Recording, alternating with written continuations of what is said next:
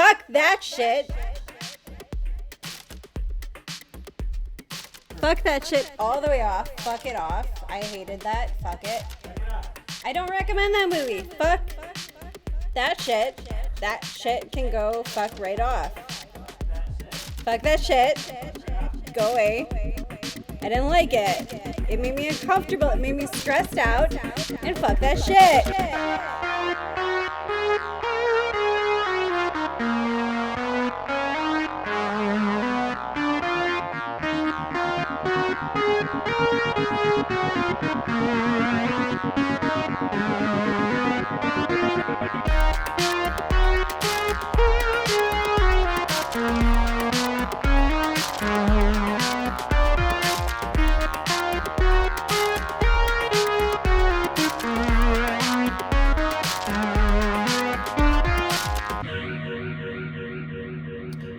And we are rolling. We're rolling. We are rolling. Ready to do a podcast? Yeah. Okay. So you're back. I'm back. How was your tour? It was fun. It was great. I played at a allegedly haunted theater. Really? In Denver. Yeah, the Bluebird Theater in Colorado is it used to be a brothel, I guess, like way back interesting. in the day. And one of the people who works there was telling me some crazy stories about doors slamming by themselves and things moving on their own accord. So that was pretty interesting. Denver has a lot of ghost sites. I didn't know that. When we went to go see you perform in Denver last year, wow, that was last year already. Ben and I went on a ghost tour, like a walking tour, and I actually got a recording. You don't know if you believe. I want to believe. If you're a believer, I got an orb on camera. Like I have a video. Oh yeah, I remember you showing me that. Yeah, that's cool. At one of the locations, and you did not see that. Like, I think it's supposed to be one of the most haunted locations, and you definitely did not see the orb. Not on camera. It was only through the recording later that the orb showed up. And they said that's how it is sometimes. Interesting. Huh. I don't know. Speaking of that, like Maddie and I just watched this interview with director of Incantation, Kevin Coe. And it was, he seems so cool. Yeah, he seems like very passionate about specifically horror movies. Yeah, and he was talking about how he makes movies about things that he's afraid of and that he's terrified of ghosts, but he doesn't really believe, but he kind of believes. He's like, I want to believe. Yeah. Yeah, it's kind of interesting. Like he spoke about wanting, being afraid of disappearing when you die and kind of how believing in ghosts means that there's something after. But also how that relates to film craft and when you create a film that is memorable, that also stays after you pass. We should definitely link the video because that was just he said it so well about why he makes horror, what his goals are when he makes a movie. And I definitely want to see more of his movies, both horror and non-horror. Yeah, I mean, just from that short interview, like he just seems like a really delightful person who's creative. Yeah, creative and also like invested in teamwork. It seems like his projects are very team oriented. He likes collaborating with people. So yeah, that's the movie that we're going to talk about today, Incantation, directed by Kevin Coe. But before we get into that, how have you been since the last time I've seen you, Sarah? It's been a while. Yeah, I've been good. The world is scary. That's true. Yeah. Scariest thing that happened the past week is like reality. Yeah, reality. Have you seen any other scary movies since we've talked or recorded last? I don't think so. That's surprising. Yeah, I know. It's kind of wild. I just started a new job, so I've been pretty busy with that. But I did have a pretty scary dream the other night. Okay. It's a little graphic and gory. Let's hear it. I was dreaming, and I definitely was not lucid. I very much thought that I was awake. And I had this scab kind of on the inside of my arm, just behind my elbow, like on my upper arm. And I was kind of like futzing with it and picking at it. And then at some point in the dream, I noticed that there was like a wiggling Ew. under my skin, and I like picked the scab off, and I like pulled out like, I don't know, maybe like a 10-inch to 1 foot skinny white worm that had like teeth. And I like pulled it like out of my arm, right? And I was like, oh, that's so gross. This is in my arm. And then I'm looking at my arm, and there's like more of these worms. And so I had to like fish into my armhole with my fingers and like pull out these worms. And it was like just more. And every time I thought I got the last one, like there's like another one. And I was like, oh, it was so gross and so disturbing. That is a very specific dream. Yeah, I Googled it and I saw a bunch of different things about what it might mean. But I'm not sure. I think it's because we have mice in our apartment and they gross me out. And it's like the feeling of like, something gross is in my space. Yeah. Yeah. Yeah.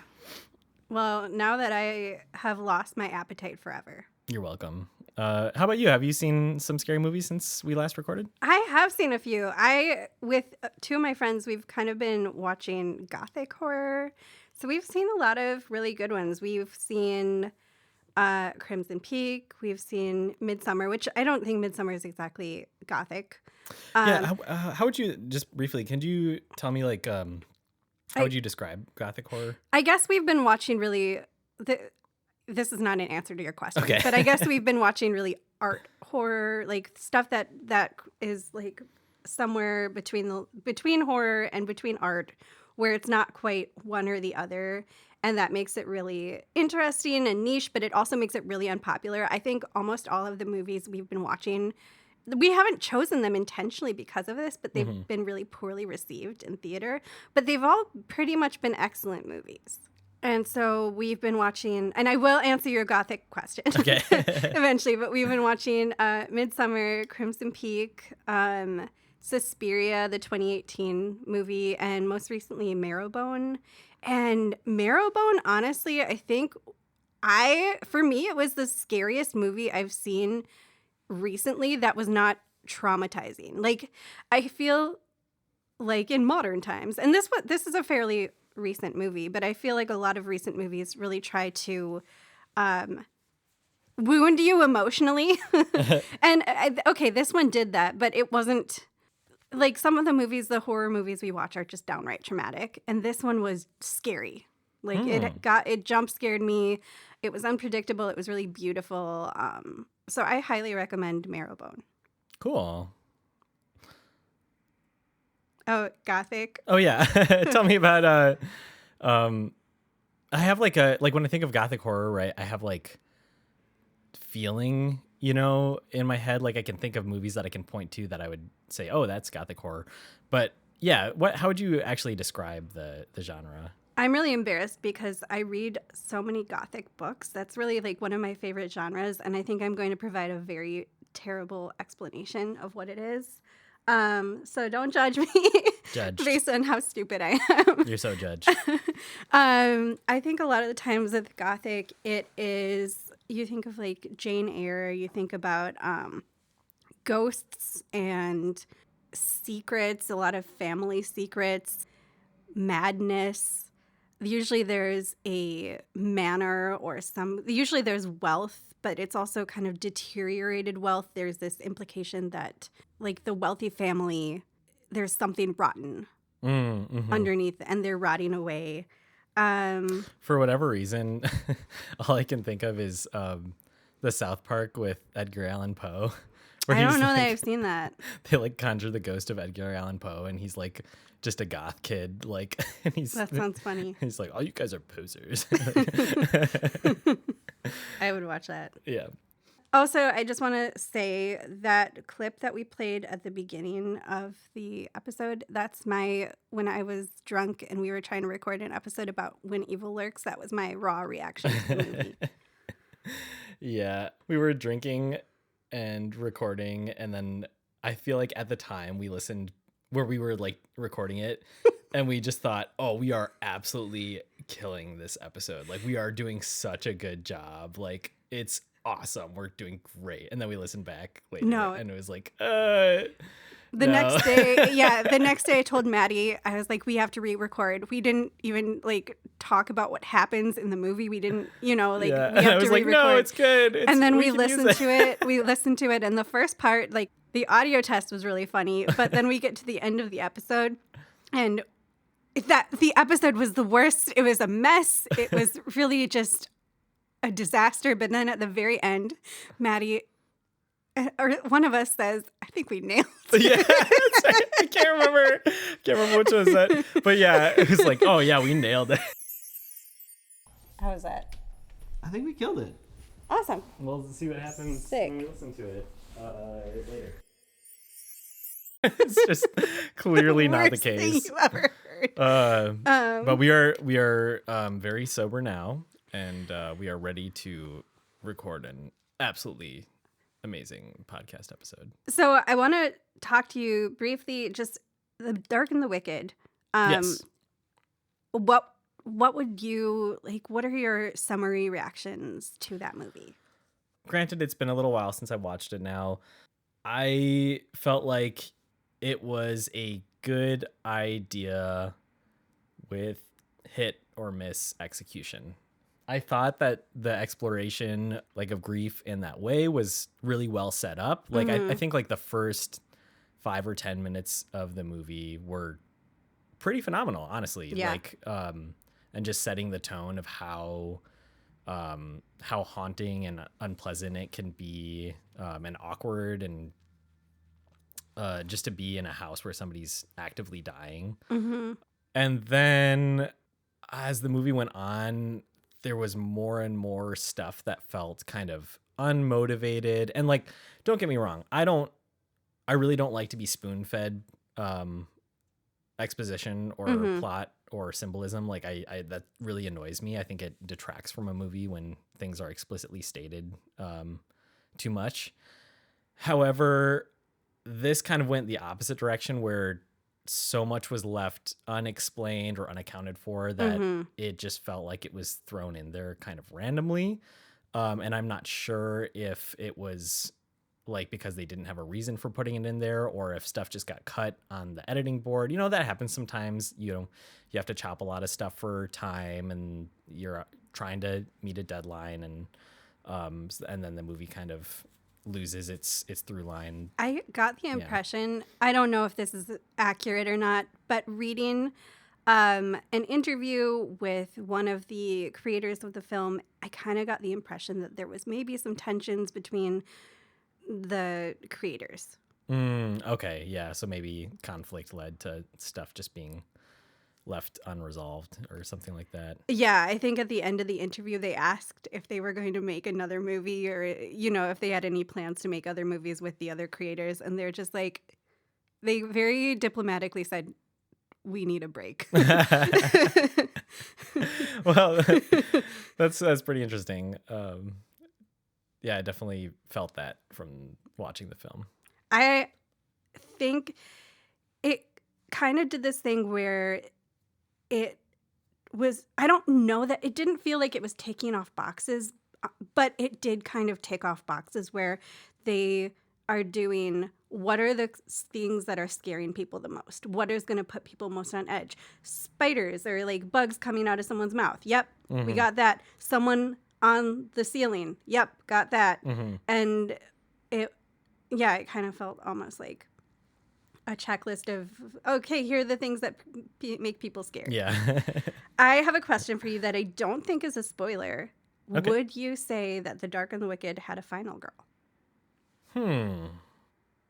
I don't think so. It didn't give me the final girl feeling. What about you? Would you say so? It depends on your definition of final girl. And I think based on the definition of final girl in the slasher sense, it does not have a final girl. In terms of literally having one remaining female character who is the sole survivor, it kind of has one. She was a final girl. She said, see you, Lionel girl. See you, Lionel girl. I have another question for you. Okay. Do you believe in blessings?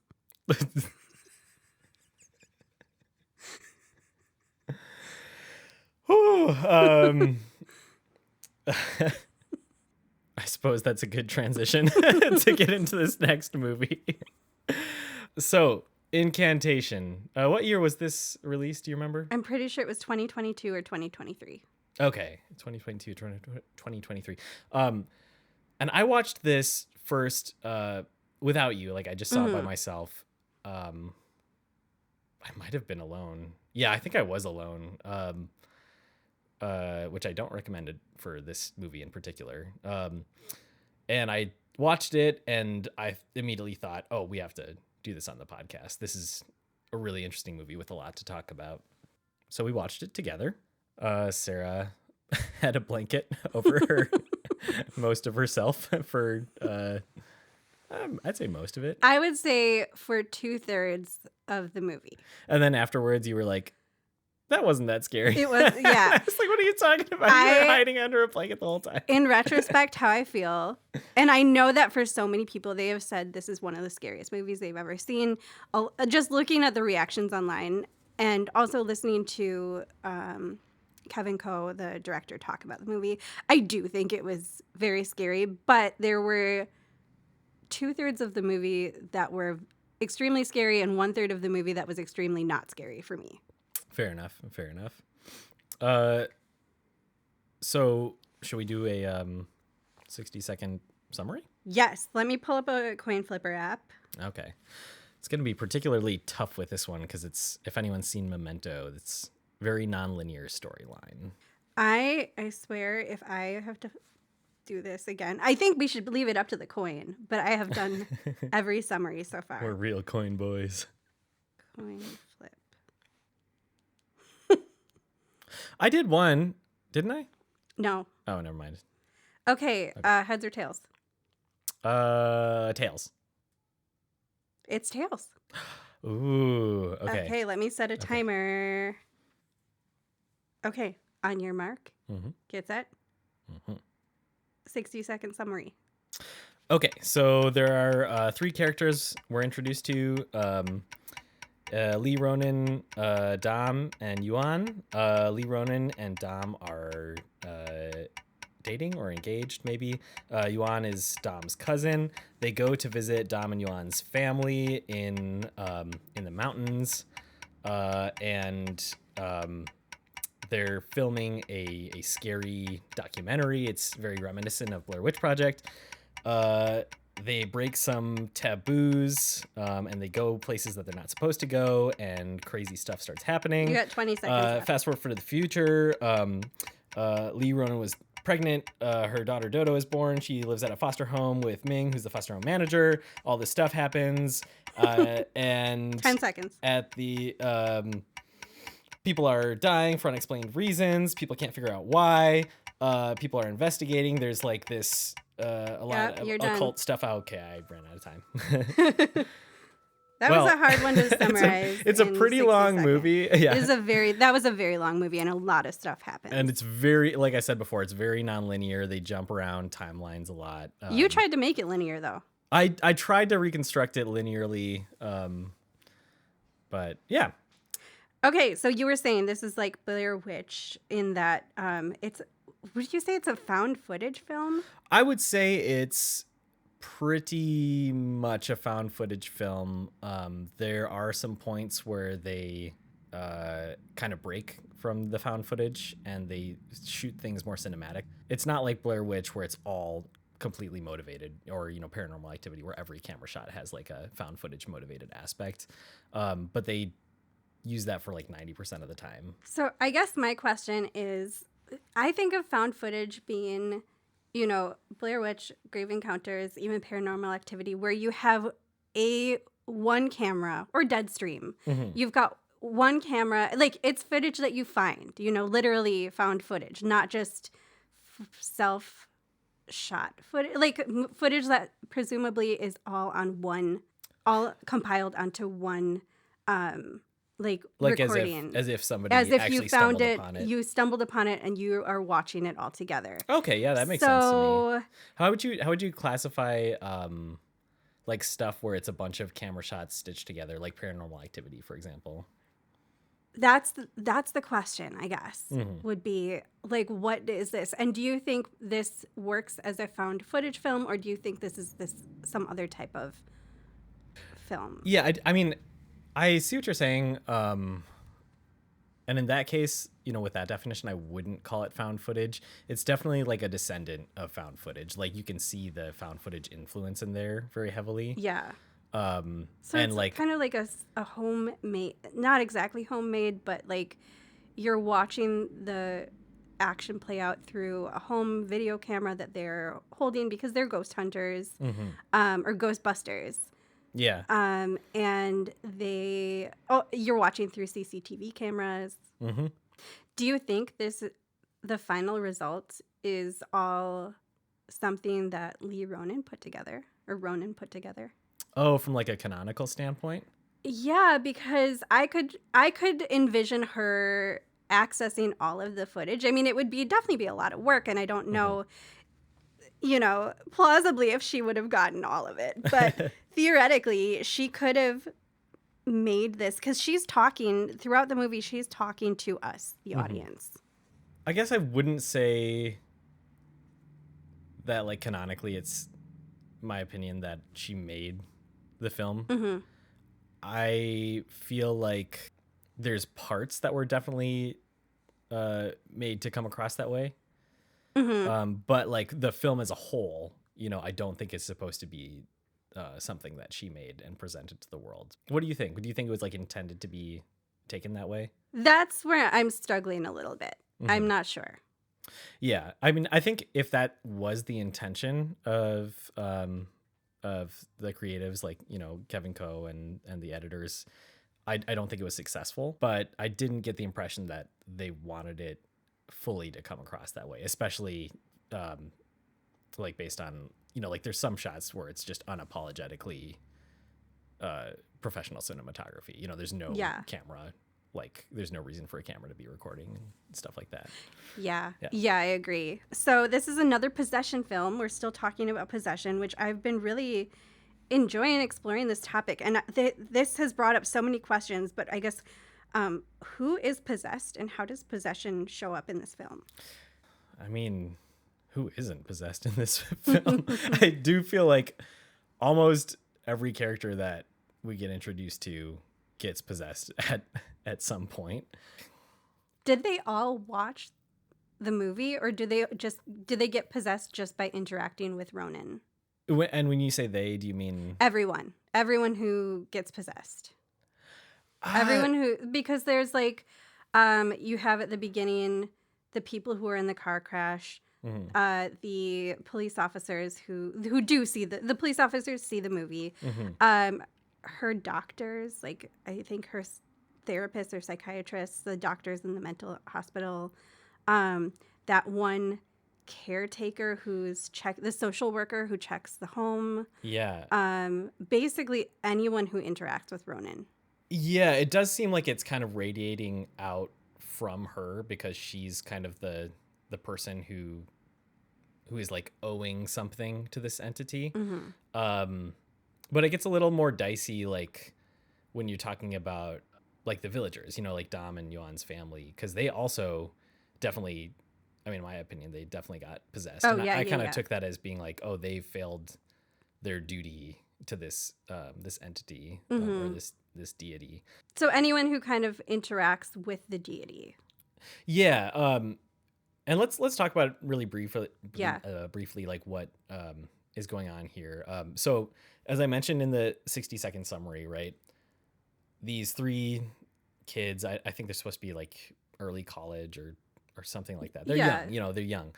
They go 20s. to this 20s. They go to this village to film this ghost documentary, and the village is like a religious community, right? There's all of these people. They have, Dom and Yuan's family and their, I guess, other villagers. Like they have these very sacred rituals that they adhere to, and there's a lot of rules about who is and isn't allowed in, and like where you have to be at night. And I get the impression that this wasn't like a family reunion. This was, we have a relative who participates in these occults activities. Maybe, I don't know if it calls the right word. And they have this forbidden tunnel. And we are, as Ghostbusters, we're going to go check it out. We've got this in, so let's go check it out because our uncle or whoever. Yeah, and that's where, like, in particular, it especially reminded me of, as I mentioned before, like Blair Witch, with just these kids really are not taking this seriously at all. They're just very much trying to make their movie and fooling around. And all of these people who are believers in this are like, this is their life. This is their entire life, like to the point where they do very serious and sometimes like very physical and gory rituals to honor these traditions.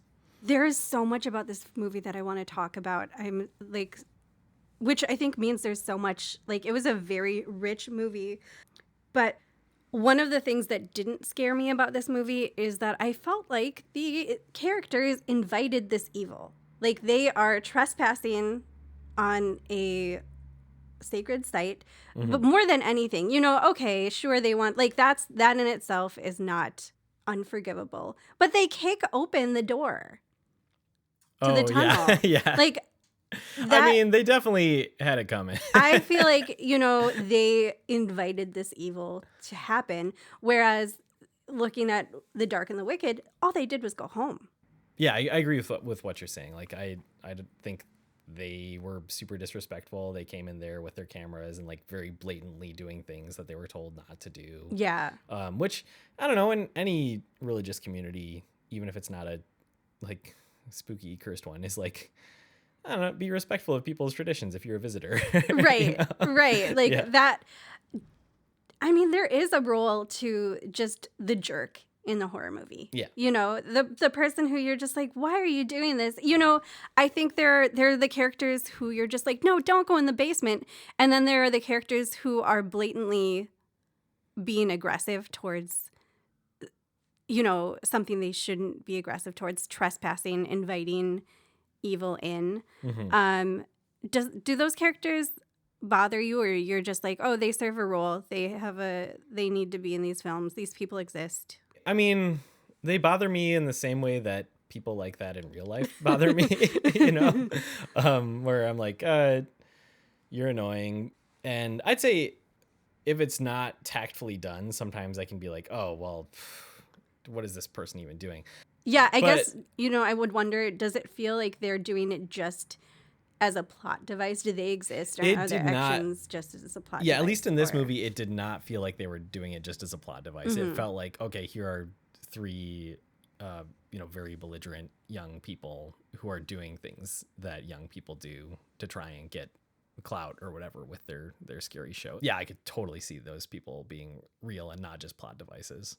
So after they've trespassed in the sacred tunnel, things go very wrong in that village, and pretty much everyone dies. Do you think, like, would all of that stuff have happened if they hadn't done what they did? I mean, no, it seemed like these people had been living in that place for generations, like upholding these sacred traditions. Like, it seemed like they had kind of worked out this careful balance of things. It's been really interesting. All of the possession movies we've discussed, When Evil Lurks, The Dark and the Wicked, and now Incantation, have been family films. Is that just a coincidence with these three films, or is there a connection between the fear of possession and the family, or the idea of possession and the family unit? That's okay. What I find fascinating about that question is, like, if someone's possessed, your instinct would be to get away from them, right? But if you have family bonds and family relationships, you can't do that necessarily, right? You can't just like sever ties with the possessed person. You have connection, and that makes it so much more difficult to watch sometimes, like the kind of the tension between wanting to get away from this person who's clearly dangerous to themselves and others, and also like the need to be close and to protect them and to care about them. And I haven't fully connected all of my ideas together, but I want to briefly look at Ronan's experience as a mother and how that connects to her experience with possession or with the horrifying things that happen in this movie. Mm-hmm. So she arrives at the village and it's clear to us that she's pregnant. She's throwing up. And also during one of the rituals, they, tell her. Does she know that she's pregnant, or does the lady tell her? The lady tells her, but to me it was clear when she was throwing up, or at least I least suspected. They definitely have like I don't think she clues knew to us, but like was she actually aware? She may not have known, but she may have also suspected. Okay, gotcha. But I think this was confirmation, and looking at the imagery in this village where she goes and she talks to a little girl in a house in a room. Mm-hmm. And the room is decorated, and you see on this ceiling, I believe there's this, was it a tapestry or a painting? There's this ornate tapestry. Yeah, like a mural or something. Or... Was it of the goddess? And you can see it almost looks like that person is giving birth or is bleeding.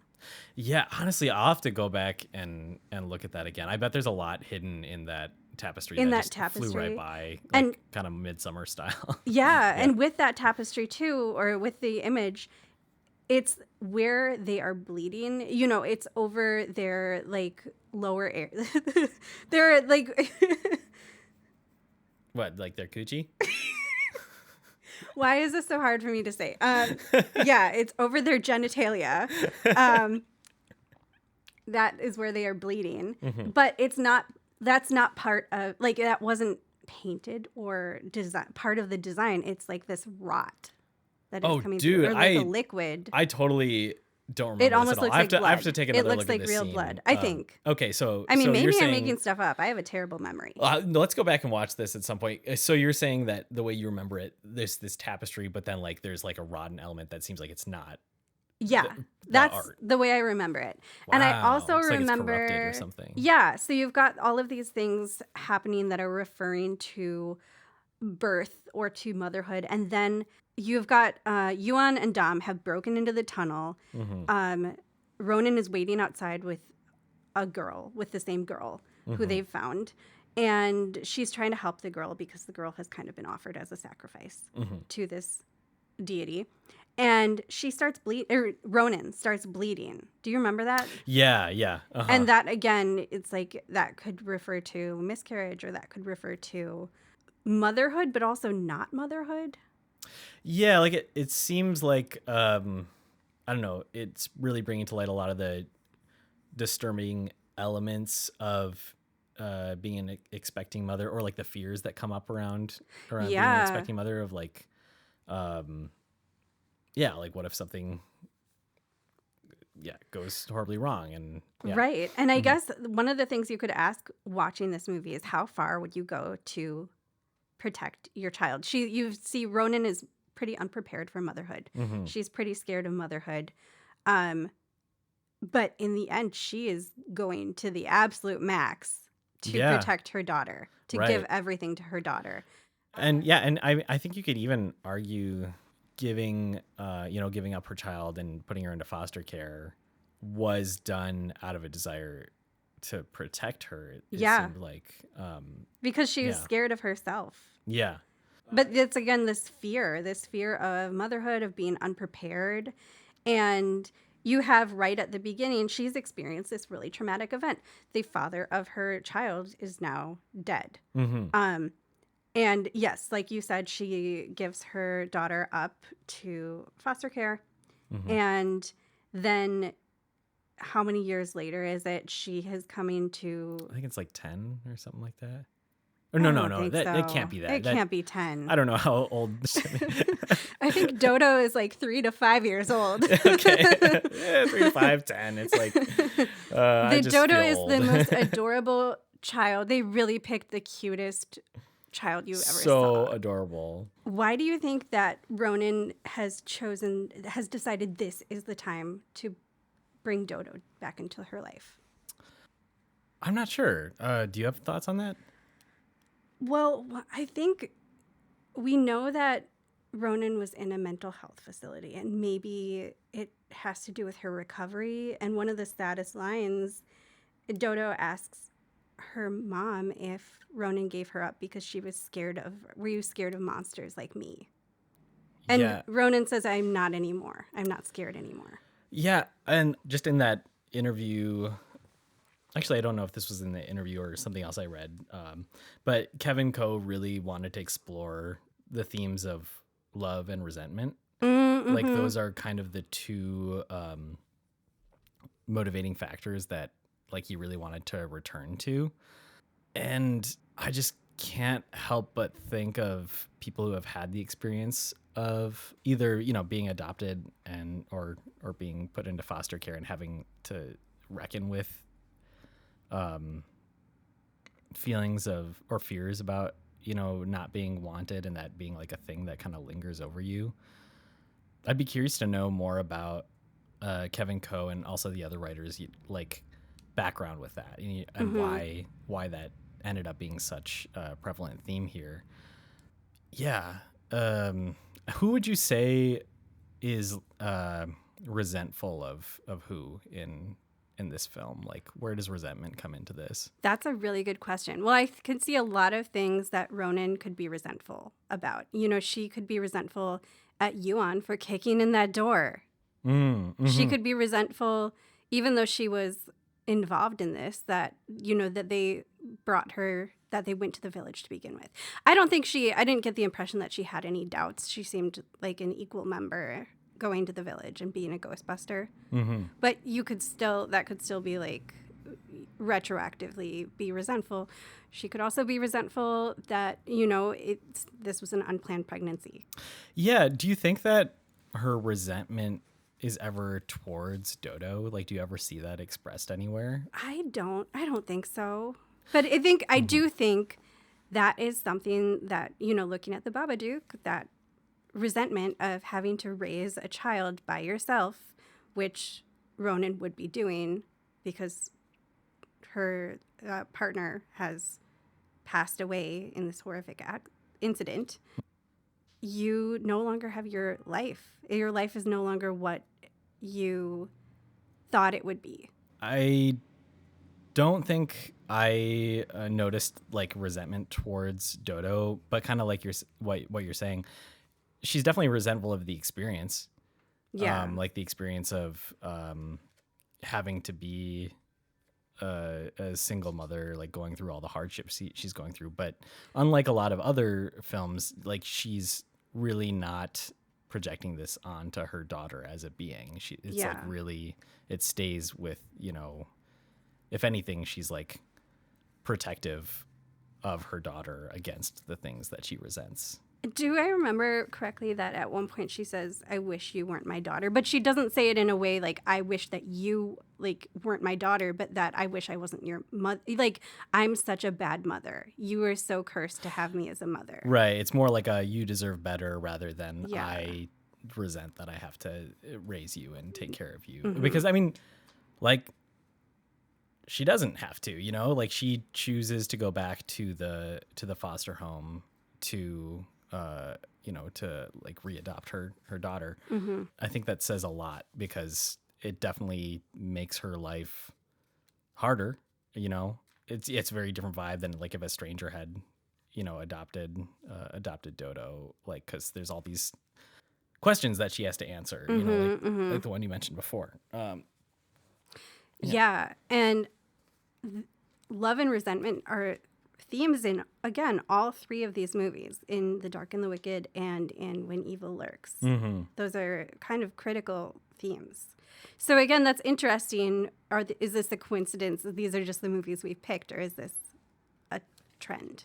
Yeah, I think it's pretty prevalent in a lot of horror movies. But like possession specifically. It does seem to be more prevalent in possession movies. Like when I think about like what's the one? Hereditary. Mm-hmm. There's a lot of love and resentment in that. We have said Hereditary in every single episode of this podcast. Yeah, that's a good point. But yeah, I agree with you. Totally. should we talk? Wait, I'm not done talking about motherhood. Okay, go ahead. Okay, so I think there's a lot of fear, and some of the scariest moments have to do with when Ronan readopts, or, I don't know what the correct term is, but she brings Dodo back into her life. Mm-hmm. She's so excited, but she's also fearful, and this is a trial period. Mm-hmm. A social worker is continuing to check on her, and the premise of the movie is Ronan has this video camera that she's filming. She wants to record Dodo's life with her new life, because she missed so much time with her. Mm-hmm. And so that's how we're getting the story told to us at first. Mm-hmm. But the social worker warns her, this isn't necessarily permanent. This is a trial. This is a test period. Yeah. And I think looking at this movie, looking at movies like His House, where you're a refugee and you're trying to establish a life in a new country, and your status is very precarious. You have to follow all these rules. And if you don't follow those rules, you could lose everything. Mm-hmm.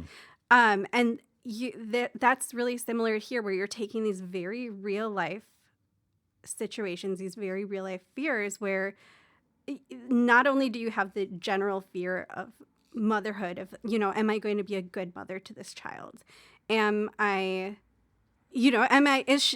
deserving of her? Mm-hmm. Am I a terrible mother? Which I think are probably fears that every parent has, I'm sure. And on top of that, now you have this, if I fail as a mother, it's not only, my child, I'm losing my child. What's interesting to me is that felt so, that, that fear of having your child taken away from you felt so overshadowed by the supernatural stuff that was going on. Mm-hmm. There's one scene in particular that comes to mind where Dodo is afraid of the baddie, as she says, or the monster, and Ronan is telling her oh yeah, you can, if you just remember 3 things that make you happy and you keep thinking about those things, then it'll keep the monster away. And it was the cutest, just most adorable. Really it was pineapple, and then she has was it the rabbit? Maybe, her bunny. Yeah, her bunny rabbit. And then she had when Dodo is at the foster home, she has this comically enormous stuffed dog that she's grown super attached to, that she calls Woofy. And so that's the third thing, is this big dog, but instead of saying the dog's name, she just makes a barking sound, and it's the cutest little she is melted so my heart. Precious. But then later, when she's in the hospital being misdiagnosed and treated for her possession illness, it comes to light that when she was alone by herself in the hospital, she's just been repeating these things, and the nurses, they can't understand why she's been repeating these things. But then as soon as Ronan gets in there and hears about it, and as an audience member too, exactly what's going on, is that this little girl is absolutely terrified. And so for the nurses and the doctors, they're we don't understand why she's saying these random things. Mm-hmm. But the audience and Ronan is just, it's heartbreaking. Yeah. And so that for me just really overshadowed the fear of Dodo being taken away by CPS, or whatever the Taiwanese equivalent of that is, to the point where when Ronan is taking Dodo and trying to run from the cops, I was just oh yeah, that's right, this is a thing, I totally forgot. I wonder about the metaphor of it too, because I think the first few nights when Dodo is home are some of the scariest moments in the movie. Yeah. And I imagine that also when you're a new mother, or a new adopted mother, of which kind of Ronan is both. Yeah. That it's got to be absolutely terrifying to you're probably just thinking of all the things that could go wrong all the time, and everything is going wrong. It's like she's doing a great job and it's going horribly wrong in spite of that. Yeah. Yeah. Yeah, and then it gets to the point too where Dodo has watched the movie, right? Dodo has watched the forbidden movie of the tunnel. Mm-hmm. She's kind of been led by the deity or by some spirit to break into a room and to watch this movie. And is that when Dodo kind of gets sick? Yeah, I think so, right? So then Ronan is desperately trying to find a cure for her, and she takes her to a healer, and the healer performs, like some sort of healing ritual thing, and says you can't give her anything to eat for 7 days. Yeah. Which, looking again, like I think that is really hard as probably Ronan as a parent, because we see as an audience member, we see by the end of the movie that Ronan will do anything for her daughter. But to ask, I don't know, let's say a 3-year-old child not to eat when that child is sick and they don't understand what's going on, and you don't even know how effective, like, is this ritual actually going to work?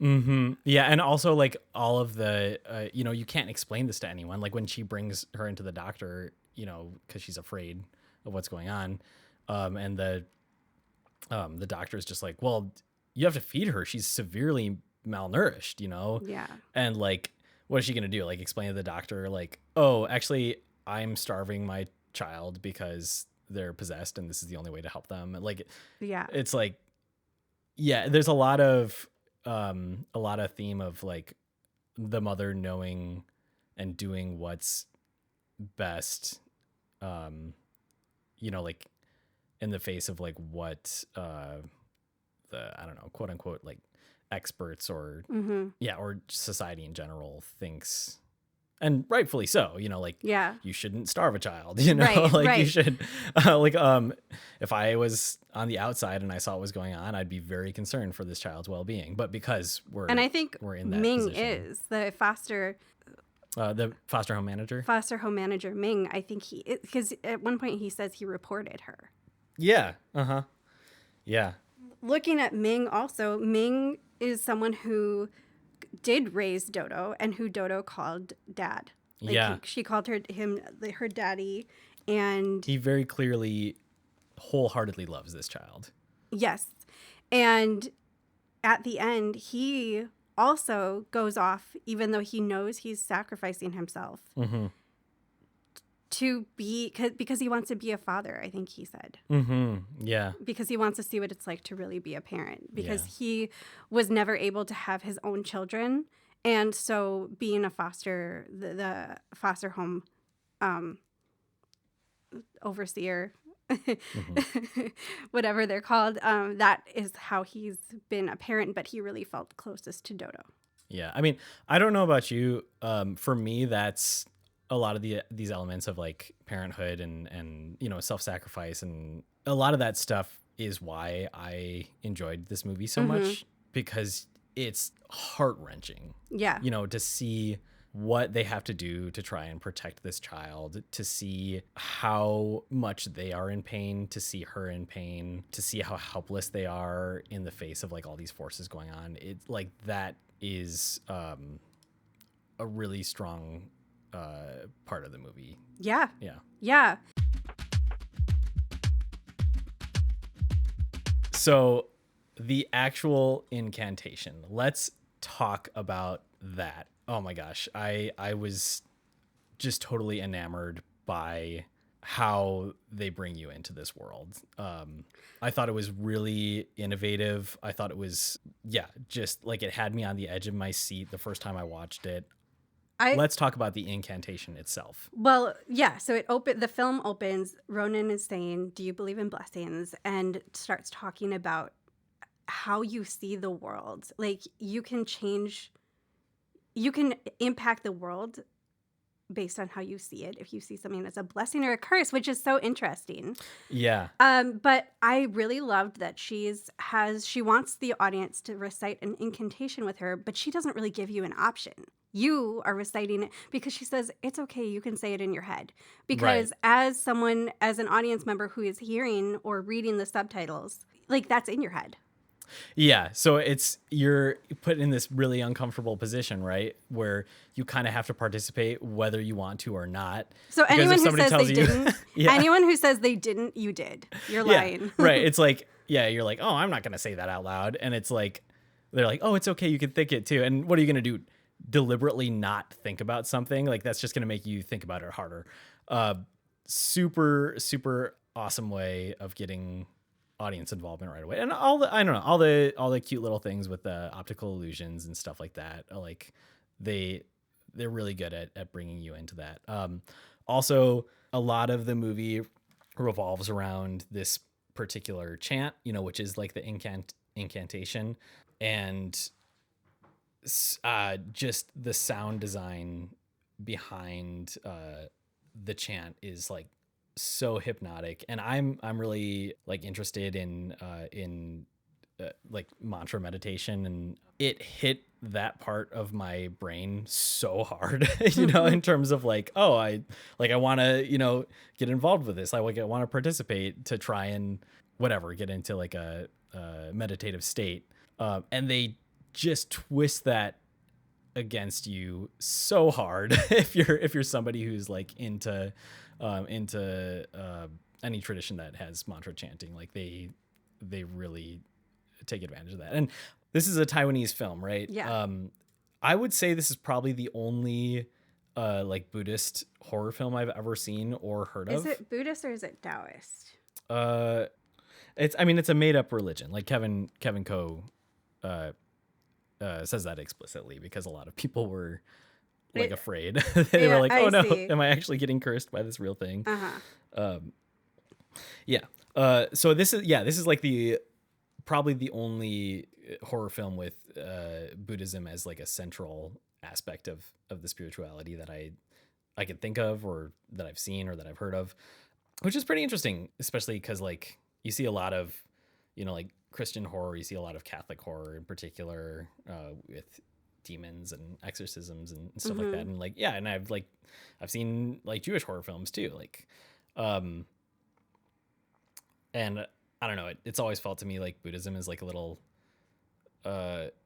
untouchable in terms of scare factor, because it's a very like, neutral kind of spiritual belief with like, non-attachment principles and stuff like that. So that was really interesting to me just to see that. What is like the Taiwanese horror scene like? Are there a lot of Taiwanese horror films? I got the impression just from that interview we watched with Kevin Ko that there is not yet. That's how it kind of seemed. I mean, this is the highest. I think I read this is like the highest grossing Taiwanese horror film. And when Kevin Ko was talking about his influence growing up and how he became interested in horror, he was definitely like talking about Japanese horror as like his main inspiration, and like American horror, and just foreign films from his perspective. What did you think about there's like one part in particular towards the end where they blast you with this symbol, and it's like super bright and like lots of high contrast, like whites and blacks, while they're playing this chant underneath it. Were you watching, or did you? I was watching. Okay. I was watching for that part. Yeah.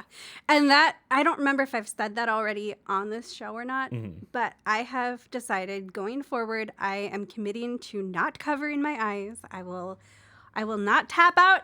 I will not cover my eyes. I will watch these disturbing, horrific things.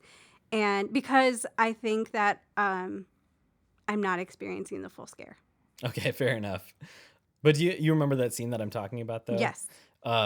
Did you get the after image when they took the? Yeah, I did get the. I loved that. I thought that was so cool. It was just like another way that the movie was hammering in, kind of like, okay, you don't want to think about this, you don't want to see this, you don't want to hear this, but look, now it's like burned in your retinas. Yeah. And now you're seeing it even when you're not seeing it. Like, it was just such cool and creative film craft.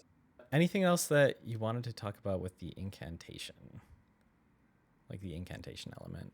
I don't think so. I just thought, I thought that was really clever. And I think you can't help but be creeped out by it. Yeah. I think like for me, when I watched it the first time, especially because I was alone, right? Yeah. That was the part that like, I don't think so much the second time, but definitely the first time I watched it, it had the linger effect specifically because of that. I'm trying to remember what other movies do that, but like this whole thing of like, you're an active participant. Yeah. Like you are kind of trapped in the movie, whether you like it or not. Definitely gave me the linger effect. And you said it didn't linger for you. It didn't. Yeah. Tell me a little bit more about why. I don't think it tapped on my fear areas. Like we were saying, I'm not a parent, so that's not something I have personal experience with. It wasn't emotionally traumatic in a way. Maybe it was. Maybe it wasn't emotionally traumatic in a way that I related to. Fair enough. Yeah.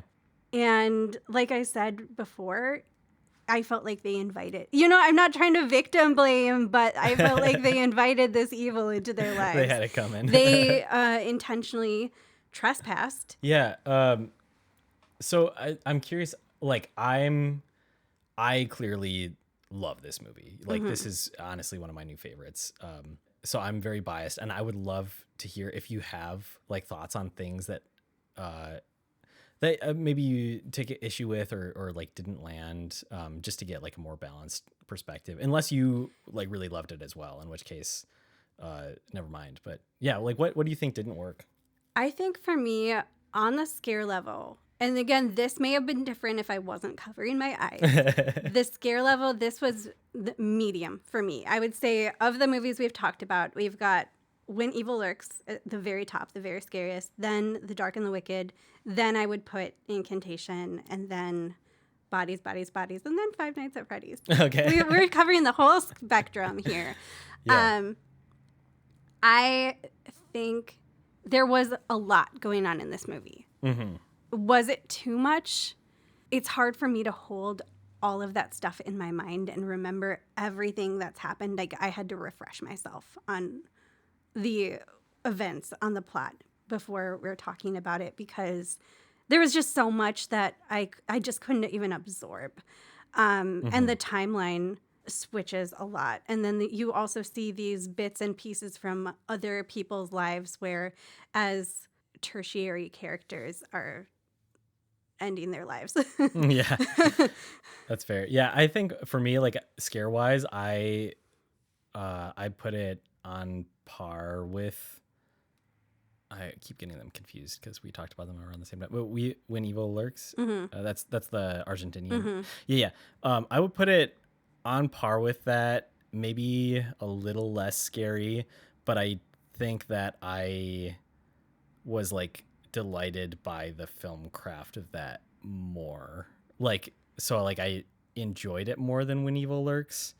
But I think When Evil Lurks was scarier. That being said, both in my opinion are phenomenal films. I will say that because I think like the timeline jumping around is super fast paced and can be like kind of jarring. Like there's some scary movies that you can kind of half pay attention to and still get the gist of it. Like I know I keep talking about this one, but Paranormal Activity, right? Like you don't need to watch the entire thing with intense focus to get what's going on. Yeah. Like, this one you miss a lot unless you're kind of like watching very intently like the whole time. And I know that for some movie watchers, that's like a deal breaker. Like I have some like friends who it's like, if things happen too fast or in too much of a convoluted way, they're like, I don't care. I'm bored. This is, this doesn't make any sense to me. So yeah, if you're that kind of person, maybe it's not the movie for you. If you're like the sort of person who, I don't know, if you're like really into, like Memento, for example, where it's like a puzzle that you're putting together. I would recommend it. I do think it was really good. I think based on the reactions it's received, it is generally considered very scary. Mm-hmm. And I mean, there were some moments that were just misses for me that, that felt like wasted potential. Mm-hmm. But I hate to think of it that way. I think I just need to change my perspective. Yeah, I would recommend it. The more I think about it, the more I see in it. And I think it's a really complex, creative, rich film.